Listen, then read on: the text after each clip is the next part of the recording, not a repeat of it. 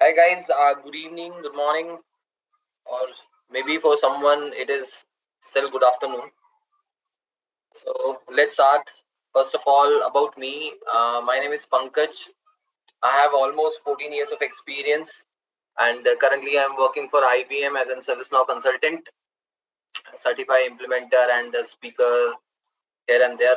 So today we already know we have covered event management first in a previous session. So this time Ashutosh Bhai is covering for the next session. So this is about Ashutosh. Ashutosh Bhai, over to you. Hey, thanks, Pankaj. Most of you know me. I'm Ashutosh. I have more than 7 years of experience in ServiceNow implementation.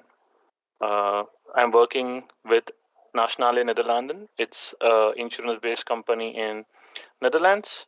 I'm community MVP for 3 times and 1 time Dev MVP. Uh, Also, I'm a knowledge speaker and member of the core ServiceNow Maverick group. So today I will be speaking on mostly event rules and field mapping and CI binding because these three things are linked to each other. In the previous sections, Dhruv have already covered the basics of uh, event management. He has touched on all the components of event management. But if you guys still have any questions, yeah, this is the platform where you can ask question to our team and to me as well. Uh, Go to the next slide, please. Before I go into this, I'm going to also show you a short demo on event management today. So bear with me. If you have any questions on event management, I will also show you that. Um, but no, Pankaj, you need to again go to the slide. Okay. So this was the flow which I think Drew has also mentioned initially. Uh, the main idea is in event management, you can either pull the events or you can either push the events. So let's consider that there are some tools which can push the events, and we have ServiceNow connectors which can pull the events. I will not go into this mechanism in depth because the main focus is event rules for today and the CI binding. So if you look at this flow, the flow is really simple. Events come into ServiceNow, they are processed, alert is generated, then alert correlation is done, CI binding is done, and then after that alert management rules are triggered to decide whether we need to create an incident out of it or any other task or KB article. It's up to the implementer what or the use case of the business what they want to do. Mainly, there is a sequence. So first event comes into the system, event rule is triggered, then event field mapping is triggered, then alert correlation is triggered basically, and then alert management rules are triggered. So don't get confused with the sequence because it is really important if you want to understand event management in depth. Then you should be aware of the flow, that how event management works. There are some scheduled jobs in the background which are responsible for processing the event management or sorry events which come into the ServiceNow system. Can we go to the next slide? Yeah. So a simple diagram or a simple screenshot which I have taken from the tool itself, because there are 5 things which makes your make or which are responsible for creating the event rules. First is event rule info. It is really simple. You gave, for example, the source of the event, you give name to the event, and you give order. Now, when I say order, there can be for the same source, there can be number of event rules in the system. So there is a process how those event rules are processed basically. So let's say if you have order 100, 200, 300, and if the rule with 100 is mapped, then it will not process rule number 200 and 300. Now there is obvious question: what if we have 2 rules or 3 rules with the same order? So in that case, whichever condition is evaluated first, or whichever rule by the system is evaluated first, will be applied, and the next rules won't be applied. Bit confusing, but you need to understand the order field in this particular section plays an important role for your event rule to be processed. And then we have event filters. I'm going to show you in this tool, but just consider when I will give you demo, I will walk you through all these 5 sections. But at the moment, I'm just explaining you at a high level what is event filter. So event filter is nothing, but you can decide or you can say that, okay, I don't want to process this rule for a specific criteria. And that criteria can be defined based upon the fields on the event. Okay, so you can say I want to only run this rule for, let's say, priority 1 or severity 1 or severity 2, or you only want to run this rule for resource Splunk or resource whatever you decide in your event JSON or whatever is coming from the external tool. So that is basically event filter. So you don't want to process all the events, but you want to process specific events which are actually meaningful for your organization. Coming to the third section, that is transform and compose alert. So the name suggests you can do some regular expressions with the incoming data on the event, and then you can put it into alert. So for example, you can calculate the severity. You can fetch the severity from the description. I see I have some disturbance. Can someone go on mute? Bala? Thanks. I did it. Okay. Transform and compose alert. I will repeat again. This is used to actually enrich your alert information. This is used to do kind of CI binding as well. This is also used to improve information of your on your alert. So you can fetch the details from the description field or the additional information field on the event, do regular expressions on it, fetch the information and put it on the alert form. That's up to you. But this is the section where you do the mapping between alert and event. Okay. Threshold, simple.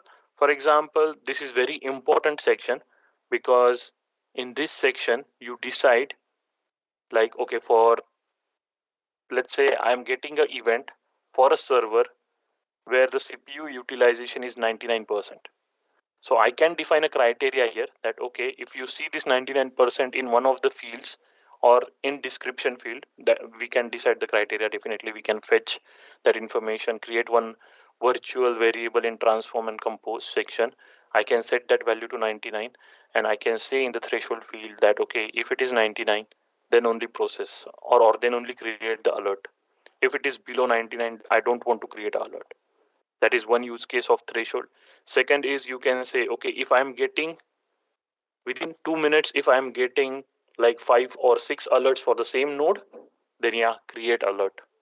If not, then don't create alert.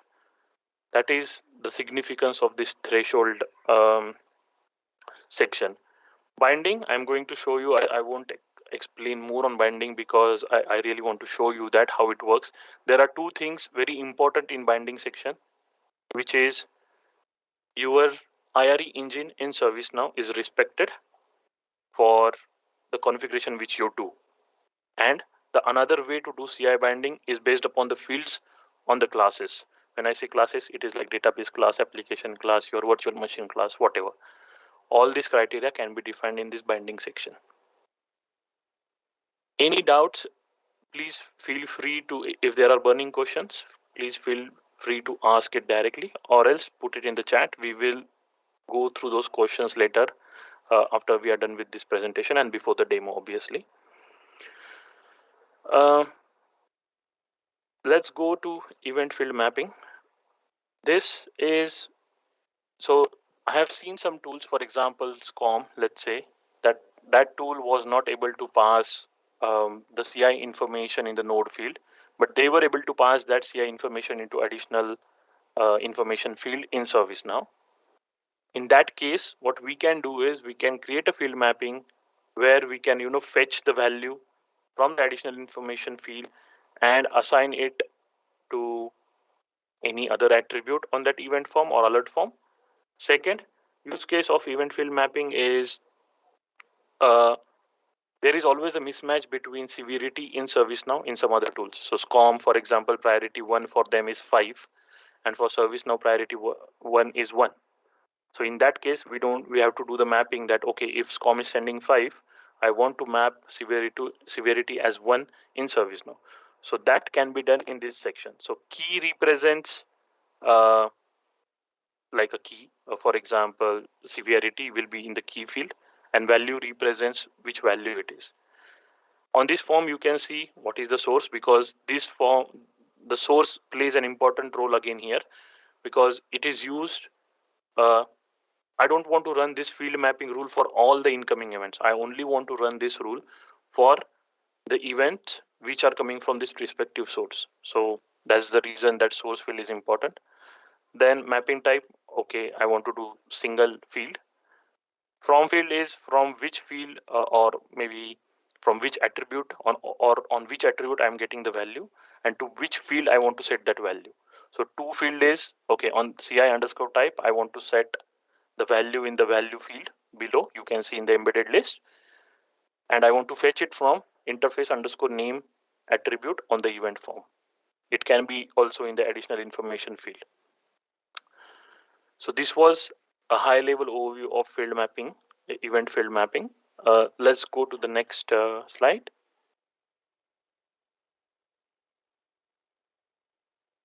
Great. So Ashutosh, I have a doubt here. Yeah. Can I ask right now? Yeah, go ahead. Yeah, so if the information is in the additional information section, so how we will select that part of the information and map it to the target field?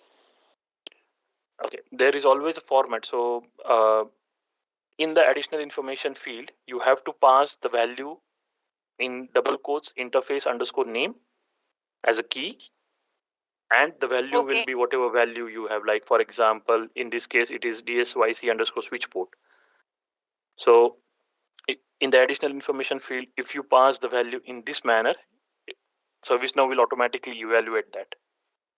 I can show you that as well when I give the demo. That's not an issue. Okay. No worries. Thank you. Yeah, no problem. Thanks. Let's go to CI binding. This is out of the box flow of CI binding which ServiceNow follows. So first, let's consider the tool, external tool is able to pass a CI name or an IP address into the node field. Ashutosh, sorry to interrupt. It's pretty small. If you have that screen, you can zoom it a bit. Possible. I can see it properly on. Can you see it now? Let me try to increase the size. 1 second. The text size is smaller, and we are never. It's not visible. Okay.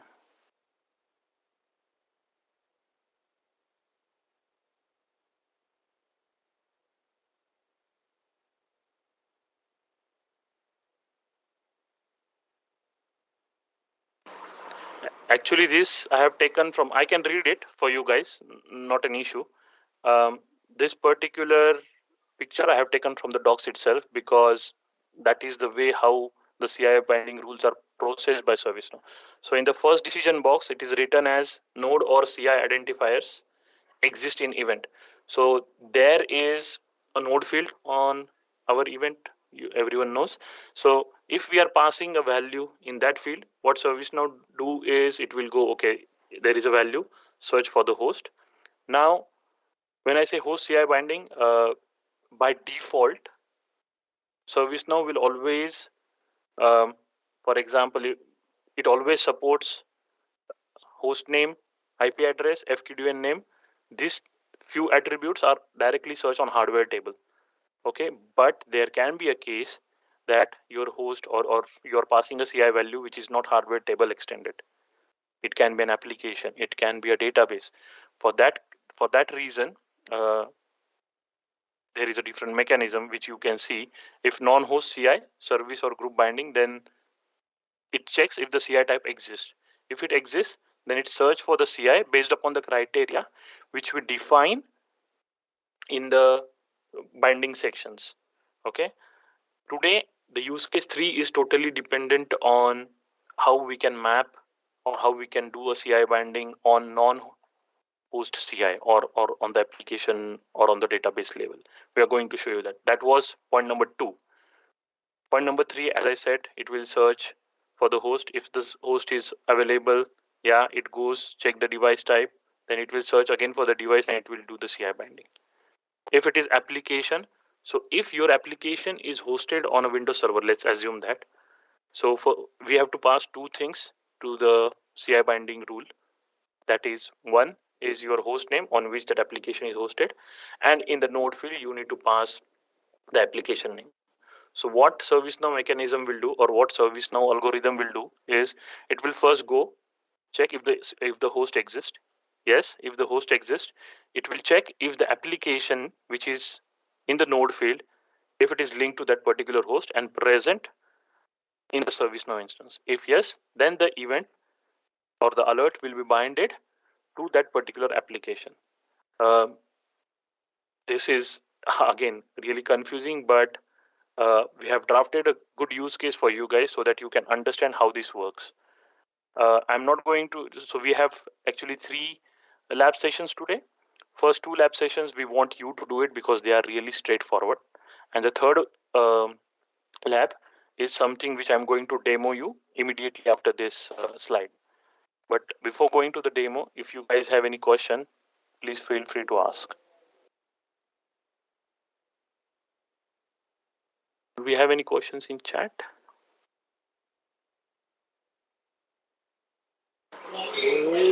No question as such, but Aaron has shared one link that is for your this image. So thank you, buddy.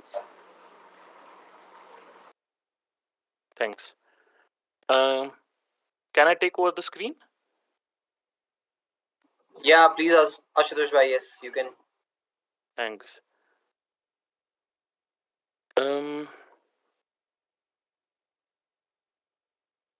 Okay, here you go. So I think from Paris release, ServiceNow came with Operator Workspace. So you guys should also be aware of that. That's the reason before showing you the creation of the event and alert, I will show you this. This is called as Operator Workspace, where you can see all the application services which are actually monitored by your event management module. So today in this, I'm going to use my demo application service, which is something I have created on my own. Now, why we are not giving you this lab number 3 is because this lab number 3 is totally depend on the application service which you guys have created in your instance. So this is something which I have created on my own for this particular demo. So I recommend you guys to watch this video again if you want to try this case number 3, where you can learn how to do a CI binding on the application or the database level. Here I'm going to show you something which is, this is the Unix host, and on this Unix host we have a SQL server or a SQL database running. So basically we got a use case that, okay, we have to do a proper CI binding.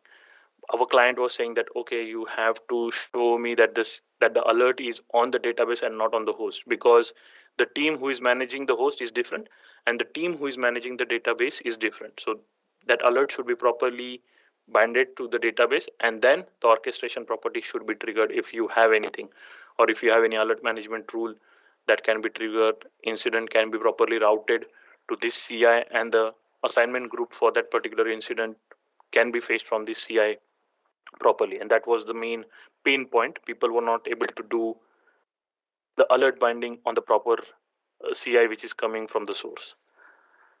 This is Operator Workspace again. What I'm going to do is I'm using actually Postman to create events, but if you guys want, we have created one article actually called as Event Management Bootcamp 2, where we have given all the details. We have few attachments where you will find all the 3 event rules. You will find XML of the events. You will find this PPT, and you will find the lab guide. So we are going to put, or I will put this in the chat, so you guys can already go there and start downloading the things.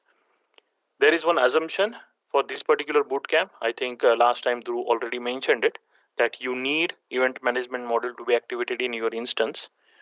So if you don't have it, please activate it now and then start creating these event rules and everything. Why we are not giving you the service map? I will repeat again, because there are few CIs here which are specific to my instance and not to your instance. So you guys can have your own CMDB and then you can create your own service map. To show this, let me go here. So before that, what I'm going to do is I'm going to close my old alerts and mainly this one. I'm going to delete this. Why I'm doing this is because I will show you something. If I delete that, this will again become gray in a minute. You can see now this is gray because I have deleted that alert and there is no alert at the moment here. If you want to see the alerts, you can always use this and you can see the alerts here. You can click anywhere and you can see if on this CI there are any alerts. That is the significance of the service map. You can also see the impact that, okay, if there is an alert on this, how this particular branch is impacted and how this service is impacted. And this helps us to do impact analysis. And there is one more feature called as impact tree, which we might cover in our 4th session. Okay. What I'm going to do is I'm going to open this one, Postman. I have this JSON body, which I'm using to create an event in ServiceNow. Okay, but before creating an event, it's better I show you first the event rule which I have created for this 3rd use case. This is the event rule where you can see it's opening. Yeah, where you can see I've given a name. Now this source is actually same as the source in my JSON, because that specifies, okay, I want to trigger this rule. The source should match. The event rule first condition is evaluated, which is source. Then in the event filters, I have given that, okay, resource is Splunk. You can again see for me, the resource is Splunk. I have mentioned it here as well. Then if I go to transform and compose alert. Now this is interesting. Like I said, you can see in description, I am passing Unix 200. I will go to the map again. You can see this is Unix 200. I'm passing it in the description field. And this value, MySQL-16016, I'm passing it in a node value, because ultimately I want to map my alert to this particular node. Now you guys will have a question that, okay, you are already passing it in a node. Why you want to do all this kind of transform? You want to fetch the host name, pass it in the node, and then do the CI binding. As I mentioned, out of the box, ServiceNow will only evaluate few attributes. Like if you go to the binding section, you can see this, you can read this. By default, value of node will be used to try and match CI name, FQDN, IP, and MAC address for host CIs, such as your servers, your switches, switch routers, your computers, and any CI type extending CMDB CI hardware. So that is out of the box criteria. But in our case, we want to do a CI binding at a database level, and that is the reason we have created this rule. Again, going back to transform section. So from the description, what I have done is I have selected this mark expression and I have created a virtual variable, or you can say same like workflow variables, scratchpad variables. I have created one extra expression called as host underscore name. This is specific to only this rule. And then I'm fetching it and putting it here like this. Okay. Then for now, we have not covered threshold here because our aim was to show you CI binding. Now, as I said, there are two types of CI binding. One is if you want to use your IRE engine in ServiceNow, identification engine, then you can use CI identifications. Or if you want to use field mapping, when I say CI field matching, it means the value which is on the node, it should match the name of that particular CI type. Meaning, let me go back to the rule. So you can see the node value is MS SQL 16016. So what ServiceNow will do, first ServiceNow will try to bind this alert to this particular host, which is Unix 200. And then depending upon whatever we have done this, it will go to the database table and it will see if there is any database with the name of MySQL 16016. So that is how it works, and it is properly mentioned here as well. It's not clear, or it's not that clear until and unless you don't try it. You don't know what they are saying actually here. So this is non-host CI binding, which we are doing, where we are fetching the name, we are setting the CI type as database, and ServiceNow will go to that CI type table and try to see if MySQL database is present or not. Now you can see there is nothing on this. There are no alerts here. I'm going to click here so you can see there are no alerts here. What I will do is I will go to Postman. I will send this JSON to ServiceNow. It has successfully created an event. Let's go back to that event. So it is in ready state. You can see this. It will process. It has processed successfully, and I will open this alert. Before going there, I will open the processing nodes of this particular event. So you can see here, node will be resolved to a CI ID. This is Unix server sysid, which I showed you. Then it will proceed. It will see, okay, the CI type is cmdb underscore CI underscore database. So is there any database with the name which is available in the node field? That will be taken, and then it will do a CI binding to that particular database name. Okay, and here you can see which rule was applied. It is EM Bootcamp case 3, which I was showing you guys. Now I will go here in the service map. You can see the alert is created here. I will refresh this and you can see that the alert is created here. Now why it is showing as orange? Because it is major. If I say severity 1, it will be red, and there are some color codes which ServiceNow follows to show how much impact that particular alert will have. Let's go to the alert.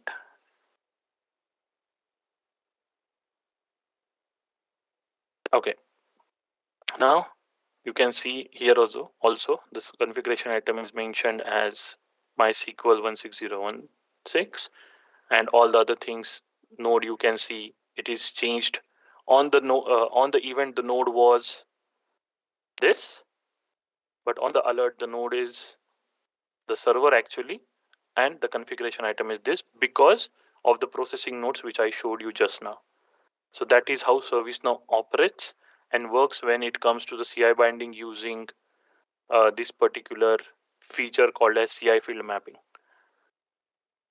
There are many cases which I can talk, but in the article which we have created for the bootcamp, I have mentioned something called as I have created one article called as Part 2 Event Rules on Application and Database.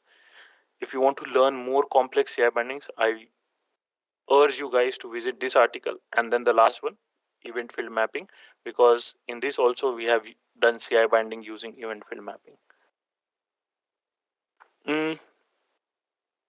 So this was it from my end, and we want you to try case 1 and case 2. We have shared a lab guide in this particular attachment, so we want you to do that particular lab guide. But before you start doing lab guide, we will be there. We will stay until and unless you don't finish that lab guide. We will be there, but before we go there, do you guys have any question on this? Ashutosh, I had a question. Yeah. Sorry if I spoke over someone. So No, what go ahead. if the CI doesn't exist in the CMDB? What action would that particular CI mapping do? And I also noticed in the service map, the database is an upstream for that node. So would that be a factor as well, or I might have misread the service map? No. So first, let's. So there are two parts of this question. First question is, what if CI is not present? If CI is not present, no CI binding is done. But in this case, which you saw, like on Unix, there was a database attached, right? Let's say if the name which you are passing in the node field of the database is wrong, or if that particular CI is not present in ServiceNow, the alert will be binded to the host on which that database is hosted. If you want, I can quickly actually share that. Give me a minute. Got it, Ashu. So what if the host also doesn't exist? I mean, the CI for some reason has no existence in ServiceNow. Is there also provisions for enabling, say the CMDB team is okay with these sources creating CIs? Say in receiving these alerts, events, can we also allow it to create CI? Sorry. Yes, there is a mechanism which will allow you to create CIs in ServiceNow, but with only limited attributes, because you can't enrich the data of the CI. There will be a CI created with a specific name only which you are passing. For that, we have some properties which we need to enable, and that will allow you, like operational intelligence, for example, which will help you to create the CI. Understood. Okay. Yeah. So just to show you something, what I'm going to do is I'm going to say that, okay, I want test 1, 2, 3. Okay. And definitely message key I will change because it is a unique key. If there is already a alert present or an event present with the same message key, it will try to bind it to the same. So I'm going to send it.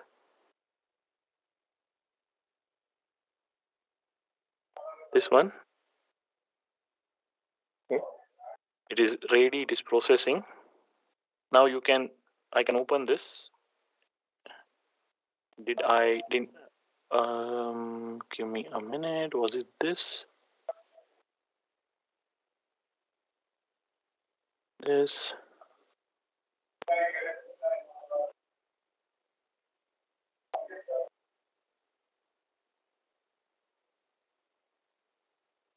Because it should not do this.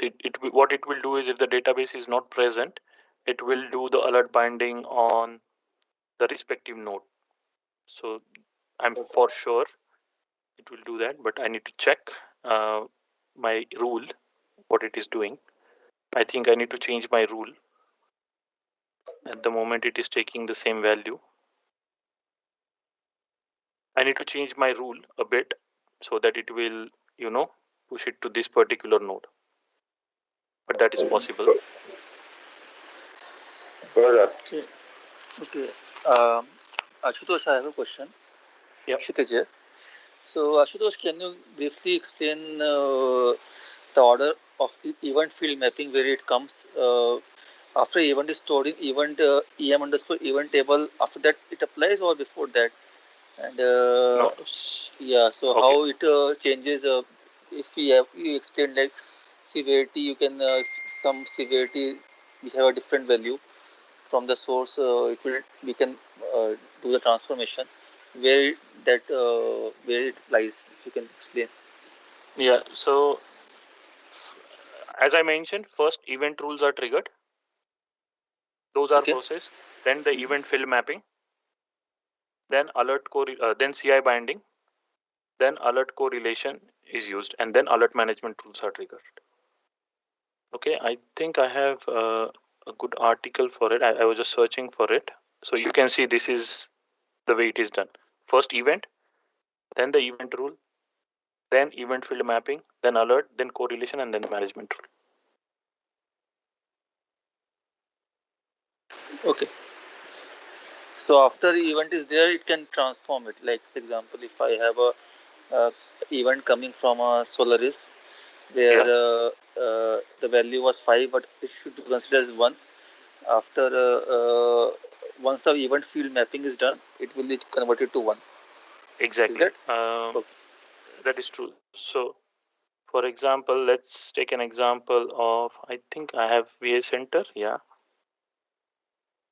So here you can, this is a bit tough example. I will show you something for SolarWinds. So you can see from SolarWinds, the status is up, but we want it as 5 as a severity. If it is warning, we want it as 3. So this is used before the alert is created, because on alert we want these values to be properly populated. The severity of the alert should be properly populated before the alert is created. So like it's like composing the alert before it is created. So this rule will run before the alert is created. Okay.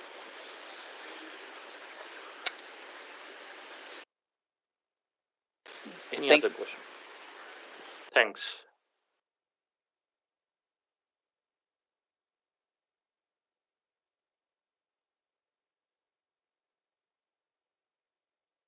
Pankaj, Dhruv, any other question we have, or should we proceed to the lab? I think we should proceed with the lab now. There is no other question I can see. Okay. Guys, like we mentioned, there are few notes which I mean, for few important pointers which you should really consider. You can see this node values are specific to my instance, but if you have this is out of the box node. If you have it, yeah, please feel free to use it. But if you have some different nodes, then please put the value of the node as per your instance in this, and then uh, trigger the event rule, or sorry, then trigger the Postman to create the event. If you don't have Postman, I will suggest you to either use REST API Explorers, which is here under System Web Services. You can use a table API to create an event in ServiceNow. And if you really don't want to do this as well, we have attached in this attachment, we have one zip called as Bootcamp zip. Under this, you have XML of the events as well. And that XML is extracted from my instance, which has all the values in it. So you can use that as well. Then, if you have any questions, we are around. Please try the lab. We will wait till, I don't know, Pankaj, till when we are here? 4:30? 4:45? Come on, as long as you don't have any questions, we can wait for like next 15-20 minutes. After that, we can check. Yep. Okay, then I think I will stop sharing. I will look at the chat. If you guys have any questions, please feel free to put in there. We are available to answer those. Thanks and best luck for the lab. Try Bootcamp case 1 event rule and Bootcamp case 2 event rules, because the third one I already showed you.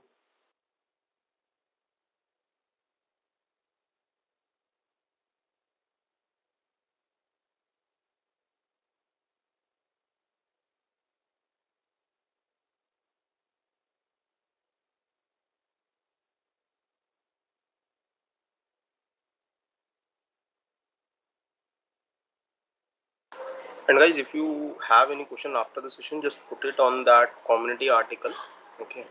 And please bookmark that article and mark it as helpful if it is, so that we will be monitoring those articles. In case we have any new documentation or anything updated, we'll update that at that placeholder. And secondly, if you have there would be any questions, then we would be replying to those things as soon as possible, because whenever you put a comment in community, Ashutosh will get a notification that someone has put a comment on your thing, so that would be a good thing.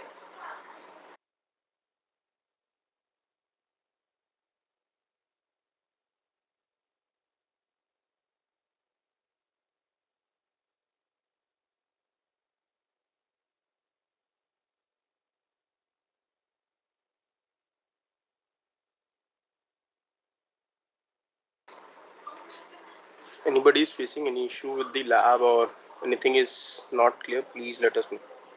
We are not professionals in lab creations. We can solve. I mean, it could be a difference of understanding. So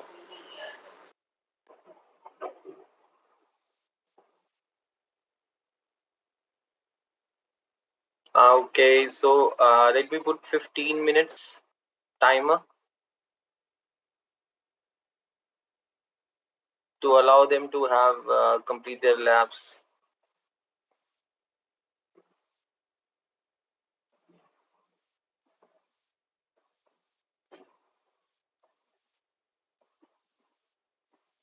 Ashutosh, what's the plan for the next session? What we are going to cover? The plan for the next session is alert correlation and alert management rules, which we will be covering, and we will try to find someone. First choice will be obviously from ServiceNow. If not from ServiceNow, then we will plan to find someone, or we already have someone who can present, uh, like he's ServiceNow enthusiast, and he has a great knowledge in event management as well. So we will ask that guest to present. I don't want to reveal the name now, but yeah, let's wait. The event rule, and in the transform and compose alert in the dog, there's I mean in the screen at the right side there are values over there in the description node and type, but when I am creating as a fresh, there are no values at the right side. Yeah, so usually what we do is we create, I will show you something. I will share my screen. So usually because you want a sample value here, right? Yeah, It is empty. because, yeah, Am I right? So yeah, for yes, that, what we do is we always go to events. Let's say, for example, I will open this. You see this create event rule? Achha, from a particular event. Yeah. So from particular event, I click it because that is my sample, right? That is the format. So in this case, if I say test, if I go here, you will see all the values already there. And then in transform, you can click on description, for example. You can click here. It will ask you, I will give it a name as host name, and click enter, and it will automatically create this for me. And if I say done, you will see it has fetched the value from this here, and it is available here in the expressions. Okay. So, is it a mandatory to have those values here in the right side? It will, no. will it? So if you already know, for example, let's say Because in the lab, I think we only need the node field according to lab. Yep. Right. Yep. So for example, let's say if you don't want to use that sample data, I will go to event rules. I will click on new. I will get it to load. Give it a minute. Let's say like this. I will go here. I can write my my regular expression here. So for example, reset. What I will do is, for example, this. I can put it here. Click here. Sorry. Now for mark expression, I need it to be populated, but here I have to write my own regular expression. Sorry, there. I need to write my own regular expression like whatever rules you have, like this, whatever. Then it will ask you to select any expression, or you can create your own expression and use that, which will fetch the value from that description field. So for example, let's say you want something which starts with Unix. So you can use regular expression site to get that expression and put it here. It will automatically be applied to all the incoming events for this rule. But to make it easy, what we do is we always get a sample data. We create a raw event and then from that event we create an event rule, which makes us easy. Okay, got the point. So in the live environment, whenever you are configuring or implementing, that data is easy because in live environment you have complex regex, so if that could be a bit challenging. So always prefer that thing. You have the options, but always prefer that. Okay. Mm-hmm. Okay. Thank you.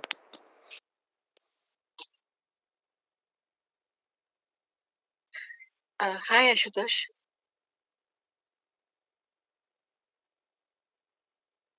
Tell me. Yeah, hi, this is Pratyusha. So, like, I'm in the lab and I'm trying to create an event like step 8. Assuming you have Postman, I don't have Postman and I'm not familiar with the REST Explorer. Do you have something that can help me, like a resource or page, really quick to, refer how to use REST Explorer to, create an event here? Yeah. If you, for now, if you don't have Postman and you don't know how to use REST Explorer, you can either use the XML of the event, which we have provided in that zip file. Okay. There is a naming convention for it. And if you want to learn about REST API Explorer, I will share one link in the chat, which you can use to, on the docs already it is explained properly, but still we will share one link which will help you to use that API Explorer. Okay, yeah. Thank you, Ashutosh. No problem.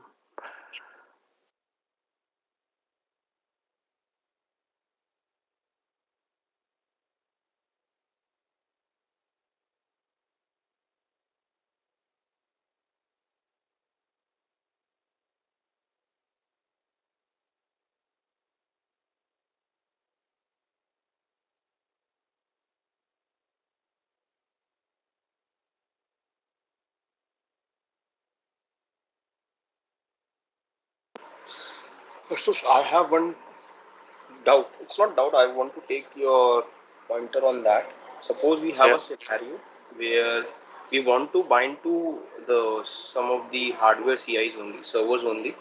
Okay. Yeah. But the problem is the CI name is coming. I mean, I'll tell you the scenario.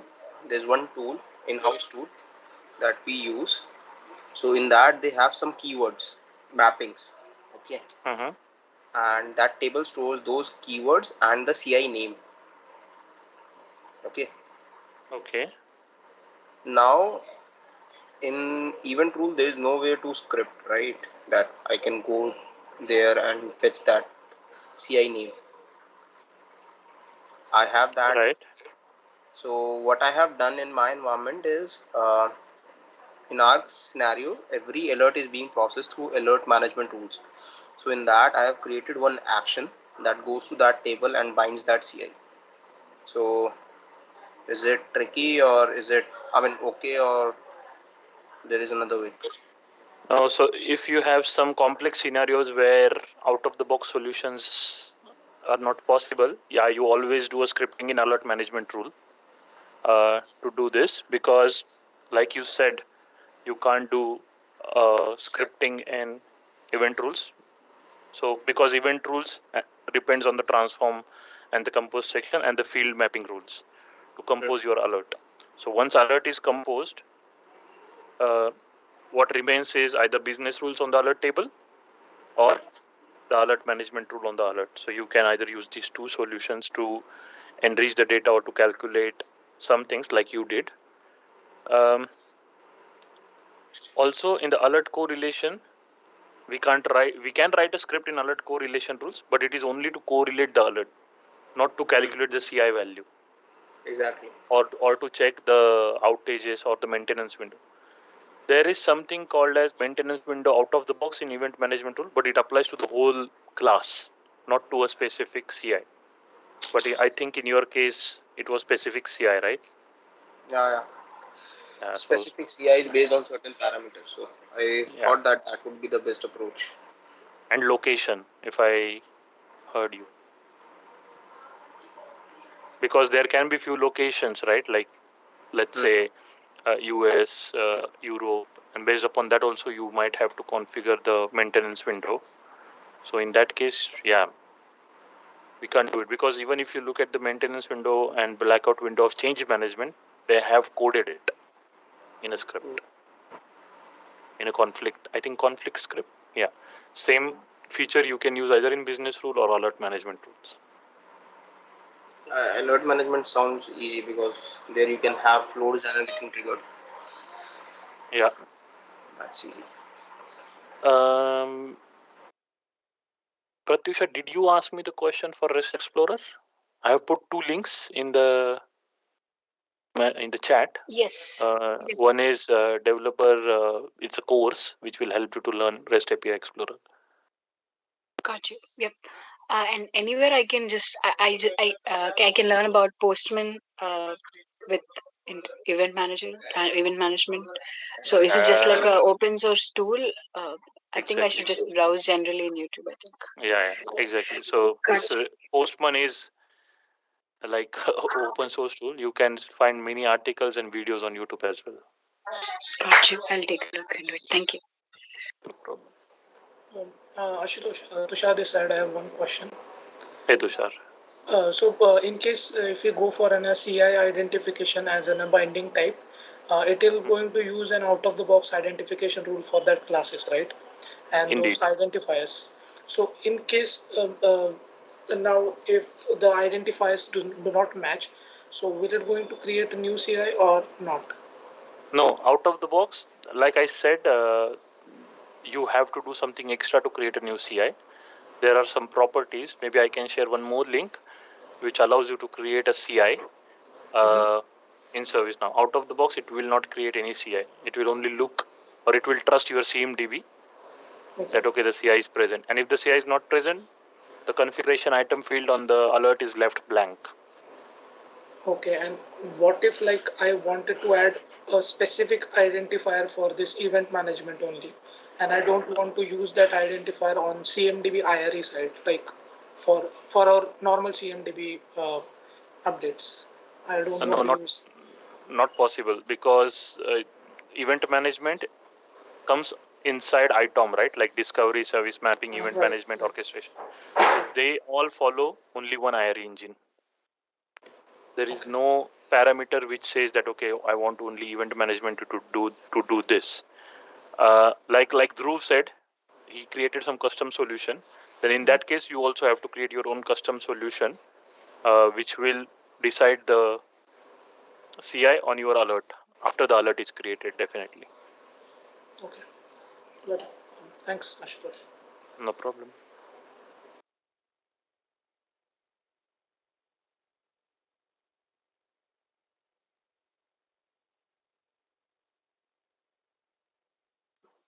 So guys, this is Team Mavericks.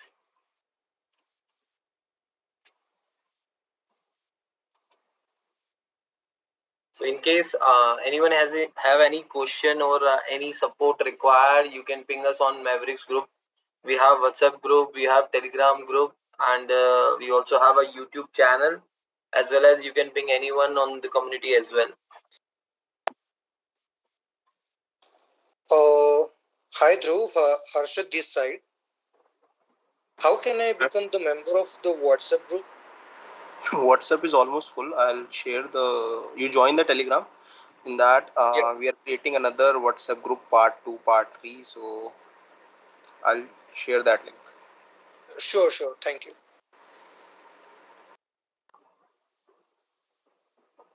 Okay. So thanks, Ashutosh. It was definitely a good knowledge for everyone. Let's end up this call now. Thank you, guys. Thank you so much. Thanks, Pankaj. Thanks, Dhruv. Thank you so much. Thanks, everyone. Thanks, guys. Bye. Thank you very much. Bye-bye. Bye.